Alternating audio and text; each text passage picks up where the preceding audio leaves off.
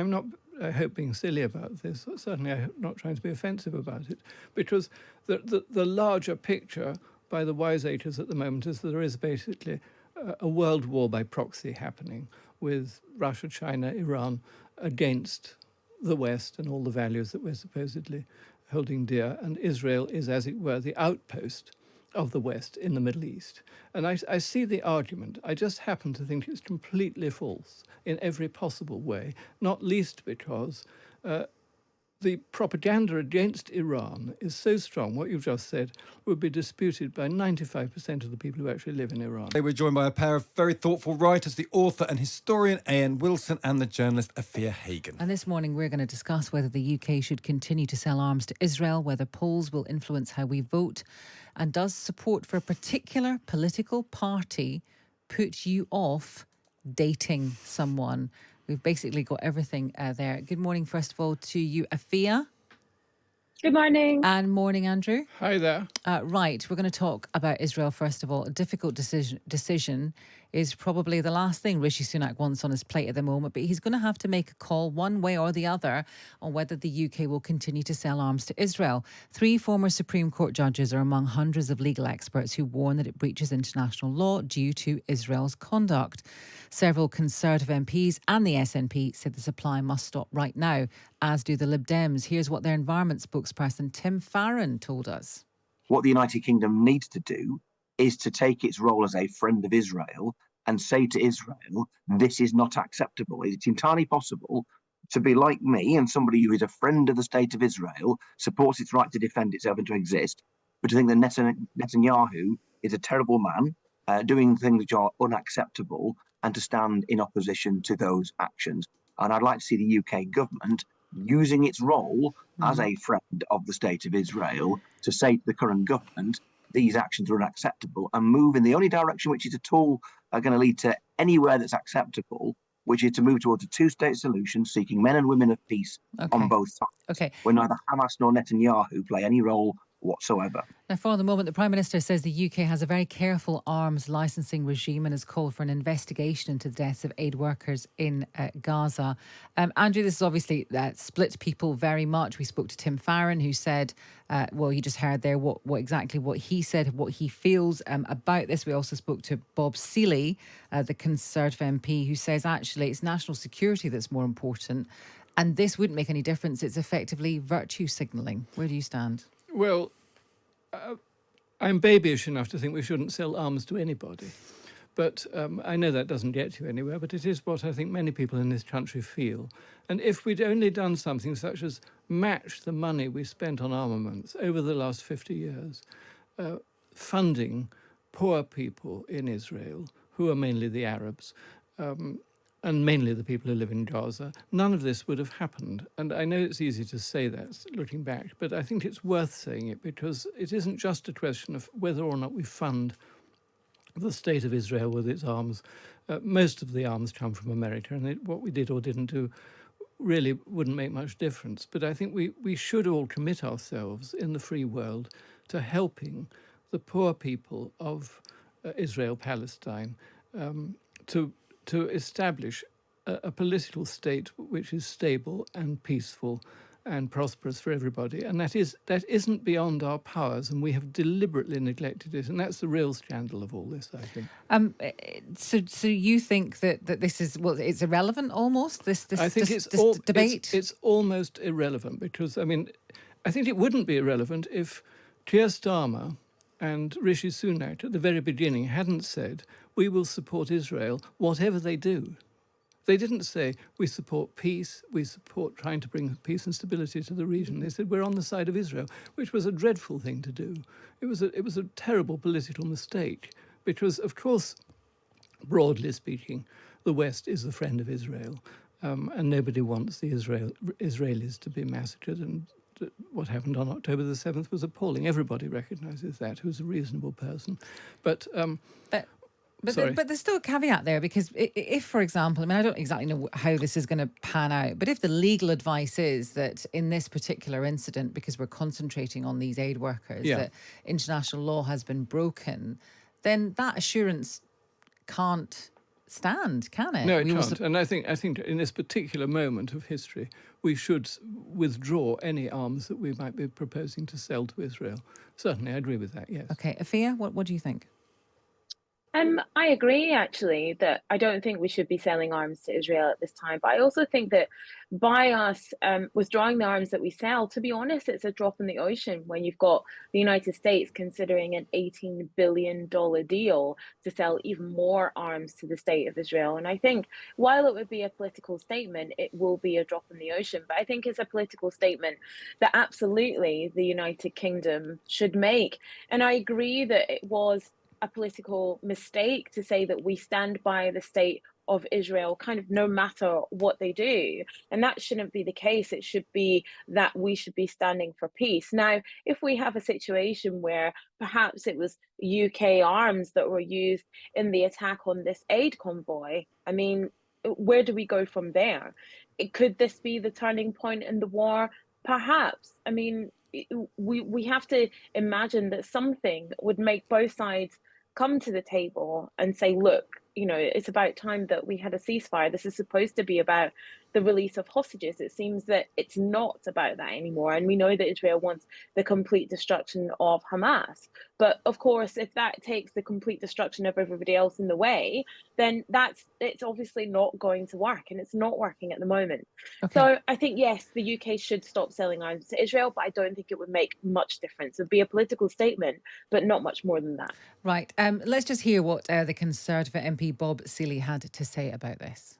But I just think that foreign policy is about, the primary role of foreign policy is about keeping this country safe and not endlessly morally judging other people, despite the fact that clearly Israel, in my opinion, not that I'm a lawyer, but is really abusing the issue of proportionality in its prosecution of the Gaza war, and yes, is effectively flattening large parts of that society, and frankly killing and catching many innocent people up in its war.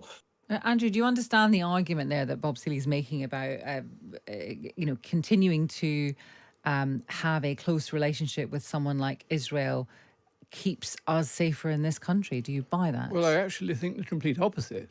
I think that we should have a friendship with Israel, but I think it incurs tremendous risks because of what's been going on since October.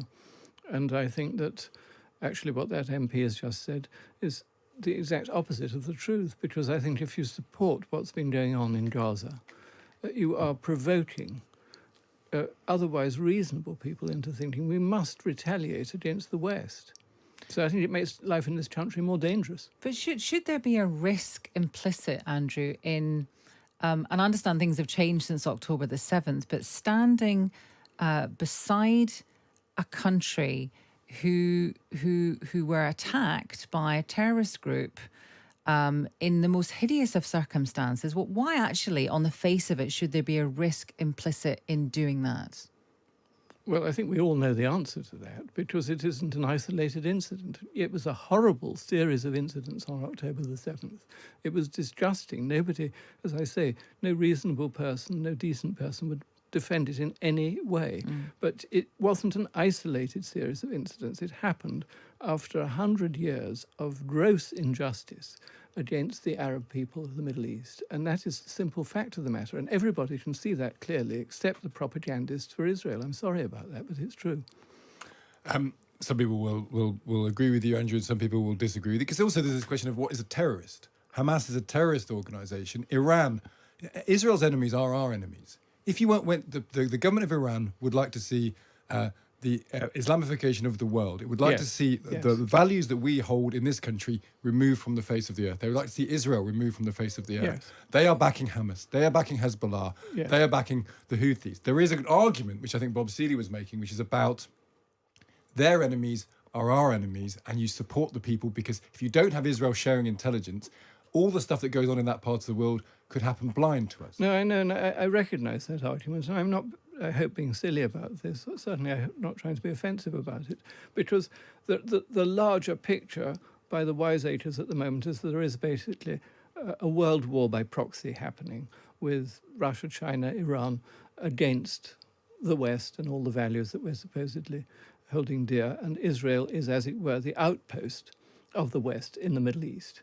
And I see the argument. I just happen to think it's completely false in every possible way, not least because the propaganda against Iran is so strong, what you've just said would be disputed by 95% of the people who actually live in Iran. But not the government.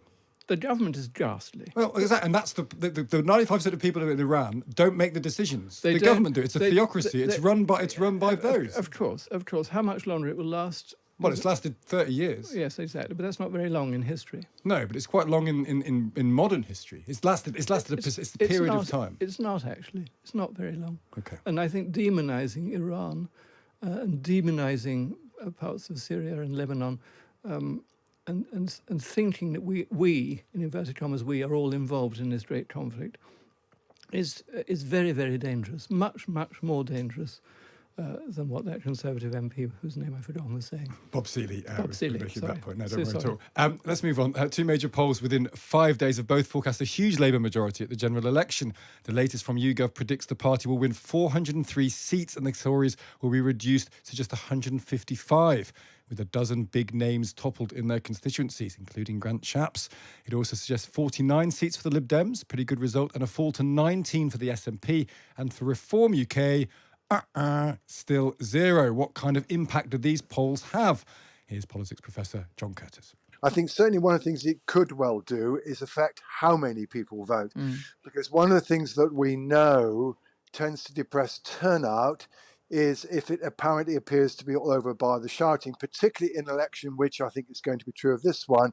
There isn't necessarily a great deal of difference between the parties in terms of what they're offering the electorate. The truth is, the next government is going to be, irrespective of whether it's Conservative or Labour, is going to be offering fiscal rectitude and not much in the way of increase in public spending, but hoping to turn the public services around anyway. Afua, do you think polls have this sort of self-fulfilling prophecy about them, or maybe they're also just recording a reality that seems to be unshifting, but maybe it could be both of those things? Yeah, I think it is both of those things, because the problem is, like your guest said there, if people think it's a done deal, they may not turn out. They'll be like, oh, my vote doesn't count. It's already decided that it's going this way or that way. So I'm all right to stay at home, sit this one out, watch the results on election night. And actually what we need is the exact opposite of that, is for people to absolutely come out, make sure they're registered and make sure that they place their vote. So sometimes I think these polls can go against, whoever is in front. Labour themselves have to realise that it is not a done deal, that they shouldn't rest on their laurels, and that if they want the election as much as they claim to, then they have to, keep going and keep pushing. So I think they can be negative in a way if you have these polls that kind of indicate that it's all done, no one needs to come out and vote, and that's not the way it should be. It'd be hard though, wouldn't it, to be Rishi Sunak reading them all the time? I don't know what advice you'd give. He's been on the Sun YouTube last night talking about maybe coming out of the ECHR Afua. You see him everywhere. He's maybe trying to change his persona a bit. The tetchy Rishi is going away. He wants to laugh a little bit more. We've noticed that, we think. But it must be very difficult, because you must stare down the barrel of this every morning and think, well, everything I do doesn't seem to make any difference. Yeah, absolutely. And that must be tough for him. And I think he is trying to kind of be this kind of, get to know me, look at how cool I am, my wife and I know Grazia, woo, and everything. And I just don't think it's landing, and I think it is too late. And I think people are kind of past the point of, okay, you can sway us by your fun personality and knowing the price of a pint of milk. If people can't afford that pint of milk that the price of, we've got bigger things to worry about than his persona and how, long or short his trousers are and what kind of shoes he likes to wear. Nobody cares about that stuff anymore. I think people are just tired and in need of a change. So it must be hard for him to stare down the barrel of it every morning. But this is kind of his own making, isn't it? Well, the question also is, Andrew, it's 4 years since Keir Starmer became leader. Adam Bolton said yesterday there's much less love for Starmer than there was for Blair, but maybe Sunak has a worse situation than Major did. So it might all equal out to being a 97 style thing. Do you think it matters that Starmer isn't necessarily getting people excited? He's just the other guy. Well, I can't think there are many people going around the country thinking every day, I wish Keir Starmer was running affairs. But they are thinking, I'd like to get rid of the Tories. And that's all he needs to do, in a way, isn't it? I mean, I agree with Afua. Of course, they mustn't rest on their laurels if they want to win, but they've got a lot of laurels to rest on. And quite honestly, most people in this election are going to be voting against something rather than for something. And does that matter, do you think? Because Blair came in and was bold. And he said, I believe in some things and I'm going to do some things differently. And he did. Looking back on it, it seems a bit pathetic, actually, how excited everybody was and how optimistic they were. Because they didn't know he was about to wage this catastrophic war. And that's what he really wanted to do. But, I mean, in fact, some of the things he did, if one's being fair, were rather good, particularly bringing peace to Ireland. And there was something quite inspiring about this extremely conceited, cocky young man who seemed so full of himself, but also so idealistic and smiling with his rather dour Scottish friend standing beside him, isn't we now, Rose? And it seemed a reassuring picture, whereas, although I like Angela Rayner very much, but I'm probably the only person in this room who does, I think most people aren't actually going around thinking, if only those people ran the country. They're just thinking, let's get rid of this absolute shower of people. Afua, Adam Bolton said yesterday there's much less love for Keir Starmer than there was for Tony Blair. But Rishi Sunak is much more disliked than John Major. I suppose the point is there seem to be an awful lot of unloved, and they happen to be male politicians right now. And I wonder whether that is that to do with them, their personalities, or is that to do with the times that we live in? I think it's a combination of both, to be honest. I think, like you said, the shower of people that we have now we're literally scraping the bottom of the barrel. It's the best of a bad bunch, isn't it? And absolutely, people are voting against something rather than voting for something. And I do think sort of the range of politicians we have now, I mean, honestly, like I said, it's the best of a bad bunch. There isn't anything really fantastic about Rishi Sunak or about Keir Starmer. I definitely remember Tony Blair having much more, personality and charisma, and people liked him way more than they like Keir Starmer. I mean, there's nothing about Keir Starmer, but there's nothing about Rishi Sunak either. It literally is about picking it's like the honestly, I cannot say enough, the best of a bad bunch. We're just picking the least worst of them. May I make one point about the Labour Party? It's very recently, since at Glastonbury, the crowds were shouting out, "Oh, Jeremy Corbyn."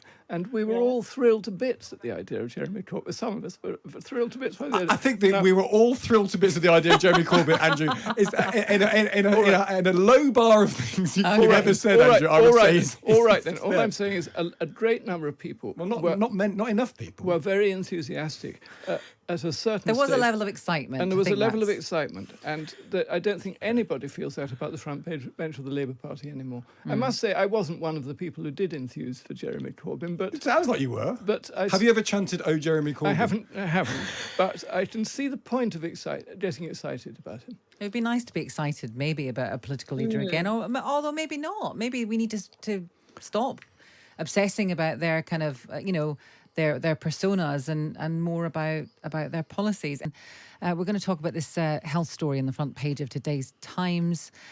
Thousands of people will be offered blood tests for Alzheimer's if they're worried about their memory. That is for studies by Oxford University and University College London. Doctors hope the results will revolutionise diagnoses on the NHS. Tom Whipple is a Times' science editor. In the past 5 years, there's been a real revolution in blood tests, and we're finally getting these things. And what they look for in the blood is typically they look for the proteins that we know are involved in, for instance, Alzheimer's. They look for these toxic proteins which are shed into the blood, and they're able to detect it at a comparable level to what is currently done with really expensive PET scans or really invasive lumbar punctures. And it means that these can potentially be used to replace those and get most people who don't get proper diagnoses to actually get diagnoses. And what we're reporting today is essentially the last mile. We know in trials that these work. Now this is about how do we integrate it into the NHS. That's Tom Whipple, the Times' science editor. Now, Andrew, you've written very movingly about your first wife's dementia in your book. Would you, it's a difficult question, but would you have wanted to know, would your wife would have wanted to know earlier, do you think? One of the things that happens to people when they become demented or early stages is they're in denial about it.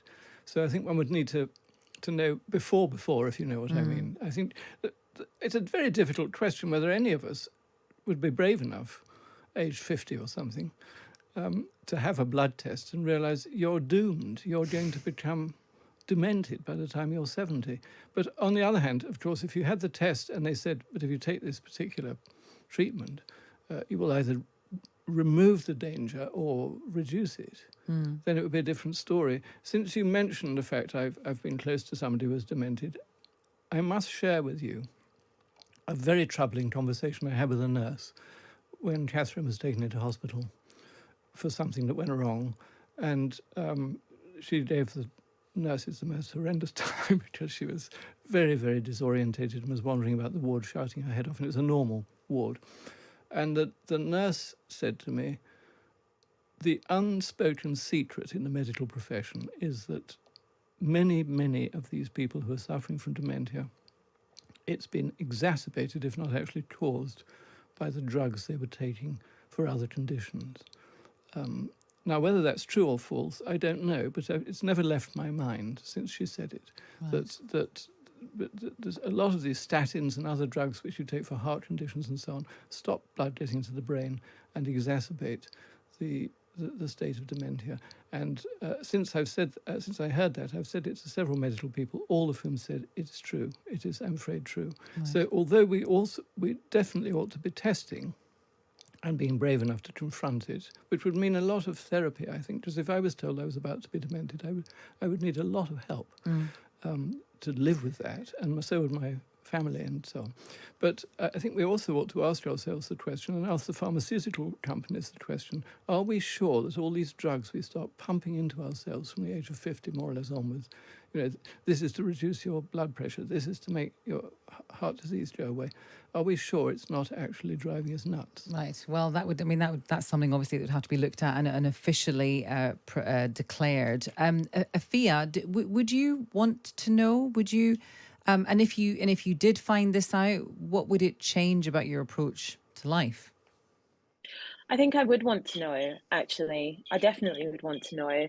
And so I would want to know what things could slow it down, could help me along the way. Is there any, foods to eat, diet, anything, exercise, anything like that could slow it down? I would absolutely want to know. My mum has Parkinson's, which is a slightly different thing.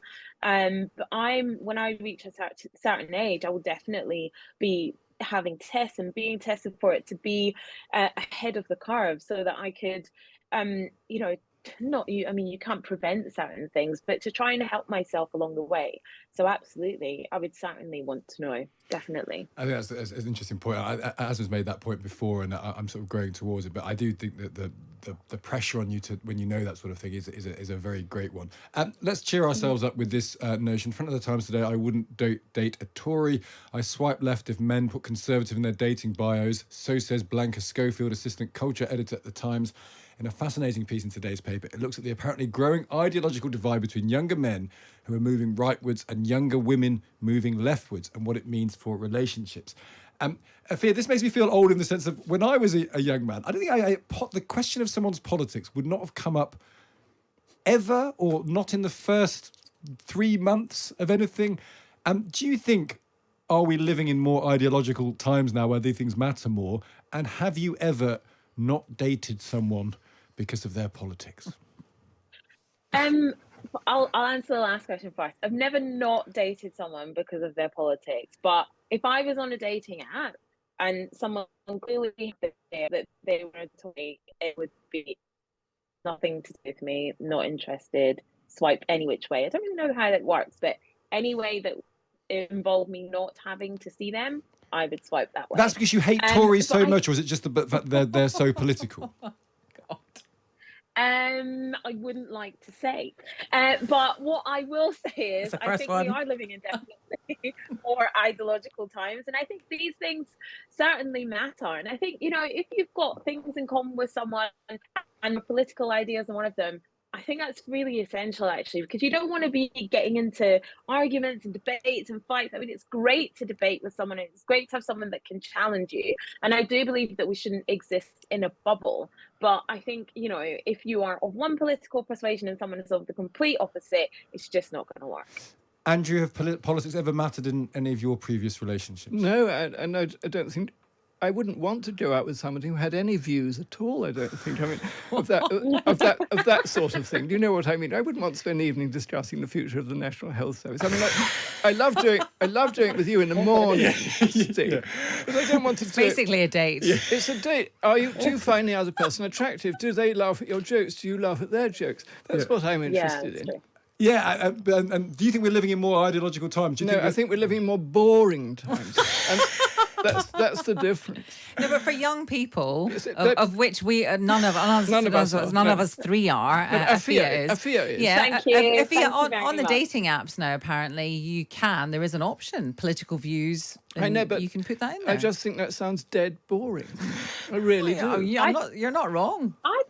I think it's just protecting yourself from some untoward elements out there, and they exist. But wouldn't it be better, actually, if you could get on with someone who had different political views? That we are becoming more polarised, and maybe... But you really want to, potentially live the rest of your life, share the rest of your life with someone who you constantly argue with. That's true. I also think the point is Exactly. I won't want to be someone who defines themselves so politically. Yeah. Then that's a red flag to me, whatever their politics. Also boring. I agree with you, Steve. And also, the other thing we're not taking any notice of is that most people don't belong to political parties. They're a tiny minority of people. And so our views vary a little bit. And I mean, 1 minute, all the things we've said this morning about every subject under the sun, next week, if we all discuss them, we might all be a bit different. Well, I'd be maybe a happier world if people were a bit more movable from their positions. Yes, exactly. I just feel glad, I know, Asmus, you said this before, I'm just glad I'm not on a dating app. You're glad you're not on a dating app. Yeah, We're all glad you're not on a dating I app. think that's good. And so's your wife. They can be glad. I just wouldn't want to do it anymore. I just wouldn't want to do it. Okay, no one's going to make you. Calm down. Oh my God. Andrew, thank you very much. Ian Wilson. Afua Hagan, thank you to you as well. Nye, you don't have to thank him. He's just terrified of being on a dating app. Are you all right now? Who would want to be on a dating app? Oh my goodness.